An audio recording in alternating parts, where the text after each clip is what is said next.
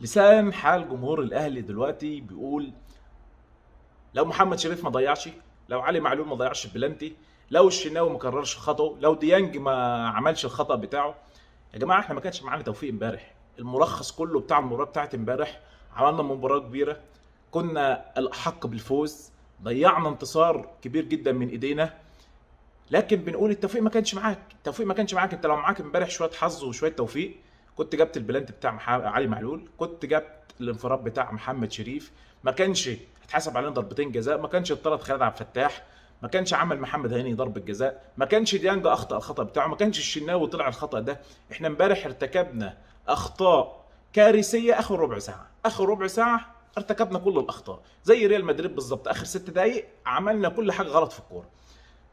المستفاد من كاس العالم في البطوله ديت ان احنا ثبت نظريه عم كولر، والاداره عارفه ان عم كولر صادق فيها، بس المتاح اللي كان موجود ما كانش في ايد الاداره ان هي تجيبه. عم كولر نظريته مظبوطه ان احنا ما عندناش مهاجمين، او بمعنى اصح في شهر 9 2022 الراجل قال لك انا مش مقتنع باي مهاجمين من الاهلي، هو صحيح.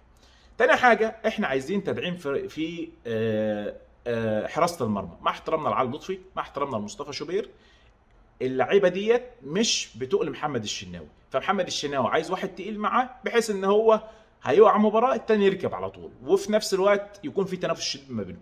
تاني حاجه عايزين بديل علي معلول. انت امبارح في كاس العالم كلها شفت اللي كله غير امبارح. انت في مباراه فلامينجو خالد عبد الفتاح بيلعب، مروان عطيه بيلعب، ياسر ابراهيم بيلعب، الخط الامامي كله بيلعب، متغيرين ما كانوش اساسيين قبل كده. حسين الشحات قاعد دكه، عندك برضو يعني قفشه قاعد دكه، فبالتالي انت عندك بعض اللعيبه امبارح لعبت اساسيه امبارح على ديانج وعلى السوليه وعلى قفشه، فانت بالتالي عندك تغير في المراكز، لكن ما حسيتش بالتغير ده. انت لعيبتك امبارح جه فيها هدف اول 10 دقائق، رجعت في المباراه، ركبت المباراه، جابت فوز، ضيعت بلانتي، ضيعت انفراد. يعني انت ما كنتش حاسس امبارح ان اللعيبه ديت لعيبه دكه، بل بالعكس التدعيمات اللي عم كولر كلها جابها كانت كلها لعيبه سوبر. انت امبارح مروان عطيه مش هيقعد دكه بعد كده، ممكن ديانج تلاقيه قاعد باخطائه المتكرره، ممكن تلاقي السوليه قاعد. خلاص انت بقيت تعمل ارتكاز امبارح اللي هو توليفه كويسه جدا، حمدي فتحي مع مروان عطيه، كان ماتش عمر مروان عطيه امبارح. طب ايه رايك في خدع فتاح امبارح قبل ما يعمل ضربه الجزاء او قبل ما يطرد؟ مقدم مباراه هايله هايله. راجل بيطلع بالكوره امبارح كويسه جدا، باص كويس جدا، كان عامل جبهه حلوه، كان عامل شغل عالي. اذا انت عندك بعض الصفقات والتدعيمات اللي دخلت في الفريق كانت عامله شكل حلو جدا. طيب عندنا بقى نقاط الضعف فين؟ قلنا انت محتاج راس حربه، محتاج بديل لعلي معلول. الناس كلها غيرت امبارح الا علي معلول. عندك تدعيمات في راس الحربه، عايز تجيب مدافع قوي شويه، مدافع يكون مع ياسر ابراهيم ومحمود متولي ومحمد عبد المنعم. اللي موجودين مع احترامنا ليهم رامي ربيعه او ايا يكن مش بكفاءه محمد عبد المنعم، مش بكفاءه محمود متولي. فبالتالي انت عايز تدعيم في مركز الدفاع ولاعيبه سوبر. طيب انت حضرتك هتقول هنجيب من الدوري المصري، الدوري المصري ما فيش حد مميز. تاني حاجه انت بتروح تتعاقد مع الدوري عندنا، انت بتشوف ان الانديه كلها طمعانه في الاهلي. مصطفى شلبي قعدنا نداحي فيه يجي اسبوعين ثلاثه، وانبي ما كانش موافق، سبناه والحمد لله ان احنا سبناه. الزمالك راح خده بالسعر اللي هو عايزه، وانبي ما قدرش انه يفتح بقه لانه عايز يخلص من اللاعب. فبالتالي يا جماعه شويه هدوء. المرحله الجايه محتاجه حسم الدوري، احنا لسه ما خلصناش دوري يا حبيبي، دوري ابطال افريقيا لسه بادئ، فما تلومش اللعيبه وما تهدمش اي حاجه، لان احنا عندنا بطولات لسه بادئين فيها عايزين نفنشها. الصيف بقى نيجي نتكلم نقول احنا عايزين بديل، عايزين مهاجم بقى، لان محمد شريف ما ينفعش لوحده، عايزين راس حرب، عايزين راس حربه كمان مع المهاجم اللي احنا هنجيبه يكون من الدوري المصري لاعب مميز. انت حضرتك شفت حسام حسن لما كان جاي الاهلي ما كانش كفء، التيشيرت الاهلي تحس ان هو تقيل عليه. طيب انت عايز بديل علي معلول، مين بديل علي معلول عندك في الاهلي؟ مع احترامنا كل الموجودين، ايمن اشرف او ان يكن محمد اشرف، بس انت اللعيبه دي محتاجه مباريات. اذا محمد اشرف ده محتاج مباراه كبيره جدا، هيبدا هو بياخدها مع علي معلول دلوقتي في الاهلي، بس انت محتاج بديل معاه، محتاج واحد ينافس علي معلول. برضه كبار السن اللي علي معلول انت بتتكلم النهارده عدى ال 30، فبالتالي انت محتاج بديل ليه. علي معلول من افضل لعيبه الاهلي اللي موجوده في الفتره الاخيره، عشان بس ما يكونش في اختلاف. فاحنا محتاجين بعض المراكز اللي احنا بنتكلم فيها، 3 مراكز 4 مراكز دي هتكون موجوده في الصيف.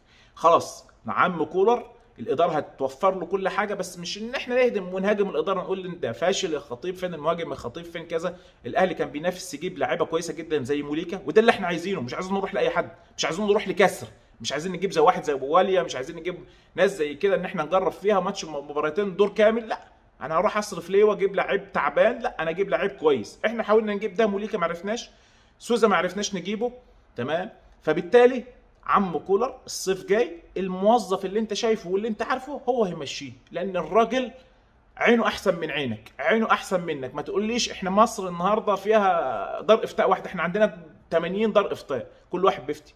لكن الراجل هيجي في الصيف هيبقى فيه غربله، واحنا عارفين ده. الراجل شفناه امبارح مغير 6 مراكز اساسيه امبارح في الاهلي، وند ليه فلامينجو وكاسبها ومطلع روح، تمام. فاحنا معانا مدرب شجاع، مدرب لازم نحافظ عليه، مدرب ما جاش من ايام مانويل الجوزيه، والراجل ده هيعمل مجد مع الاهلي، الراجل ده والله هيعمل مجد مع الاهلي، بس محتاج توفير الادوات اللازمه. ان شاء الله نقدر نحقق ده. بنقول احنا شاركنا المره دي في كاس عالم، ما كناش مشاركين، ما كناش هنشارك فيه، بس دخلنا الحمد لله بفضل الله، حققنا مكاسب ماديه كويسه، وحققنا احتكاك قوي جدا، وشفنا لعيبه عندنا محتاجه فرصه كبيره جدا. والحمد لله لسه في لعيبه كمان هتشارك، يعني عندك احمد القندوسي هيجي يشارك، وهيقعد ناس كتيره وكبيره في الاهلي، هيقعد كباتن كبيره جدا في الاهلي. فارجوكم هدوء شويه، مش لازم هجوم على اللعيبه، اللعيبه دي لسه هتكمل معانا دوري، لسه هتكمل كاس، لسه هتكمل دوري ابطال افريقيا، وعندنا سوبر كمان. فاحنا لسه ما خلصناش 4 بطولات اساسيه اللي هنتاهل بيهم نروح بيهم كاس عالم. فرجاء هدوء بقى، لان عم كوره لازم يشتغل في هدوء، اللعيبه لازم تاخد الدعم عشان تأدي في مباراه افريقيا ومباراه الدوري بكفاءه عاليه. الحمد لله احنا شفنا الاهلي باي توليفه واي اداء عم كولر بيخلي فيه تنافسيه، والاهلي شكله حلو. الاهلي كان في كاس العالم قدم مباراه حلوه جدا جدا جدا جدا. شفنا مباراه ريال مدريد لو اتعادت 500 مره مش هنأدي الاداء ده. فالحمد لله بفضل الله الاهلي قدم مباراه قويه جدا في البطوله، الاهلي كان بطل، الاهلي بنقول فخر لمصر وفخر لاي اهلاوي ان انت تكون اهلاوي.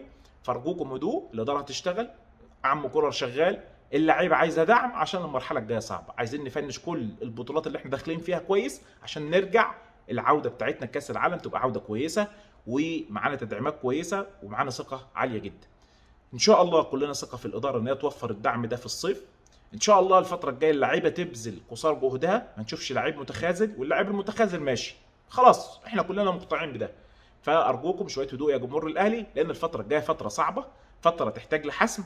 وان شاء الله الفتره الجايه ديت كل لعيبه الاهلي وكل جماهير الاهلي في ظهر فريقها، لان عندنا مباراه قويه جدا مع الهلال دوري ابطال افريقيا. لازم نقدم مباراه قويه، ما كسبناش الهلال في ارضه ولا في ملعبه، وهنلعب قدام في ارضه وملعبه وسط جمهوره، فبالتالي احنا محتاجين الدعم عشان نكسب المباراه ديت.